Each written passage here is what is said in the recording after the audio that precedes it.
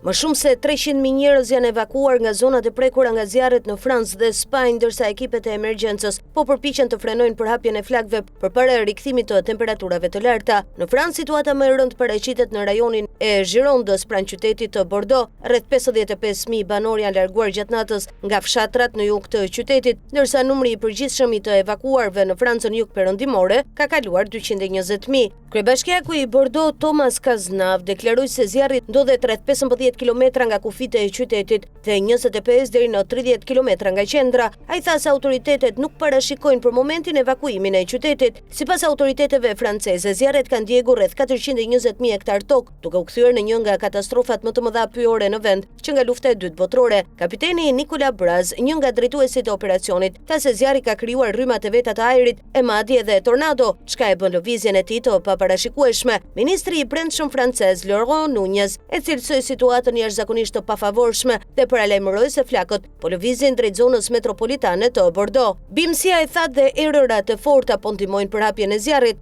Autoritetet kanë mbyllur një segment prej rreth 60 kilometrash të autostradës A63 drejt Spanjës, ndërsa aeroporti i Bordeaux ka raportuar vonesa të shumta. Presidenti Emmanuel Macron premtoi mbështetje afatgjatë për komunitetet e prekura dhe deklaroi se shteti do të ndihmojë në rindërtimin e zonave të shkatruara. Në Spanjë më shumë se 90.000 njerëz janë evakuar nga zonat pranë Madridit dhe Avijës. Ministria e Mjedisit Sara Agesen tha se zjarret kanë prekur rreth 77.000 hektar tokë. Sipas saj, zjarri në Avila është më i madh i regjistruar në historinë moderne të vendit. Një vatër e re është shfaqur edhe pranë Valencias. Presidenti rajonal Juan Fran Perez Yorca pranoi se përmasat e zjarrit kanë të kaluar kapacitetet lokale për ta vënë atë nën kontroll. Një civil ka humbur jetën në Valencia, ndërsa 2 zjarfikës kanë vdekur gjatë operacioneve pranë Bordeaux. Kryeministri spanjoll Pedro Sanchez deklaroi se vendin e presin ditë të vështira, megjithëse autoritetet kanë vërejtur disa shenja përparimi në frenimin e flakëve. Ai kërkoi një marrëveshje kombëtare për përballimin e emergjencave klimatike. Temperaturat pritet të rriten përsëri gjatë javës dhe nuk parashikohen rreshje të konsiderueshme. Kjo ulë zjarfikësve pak kohë për të konsoliduar zonat e kontrolluara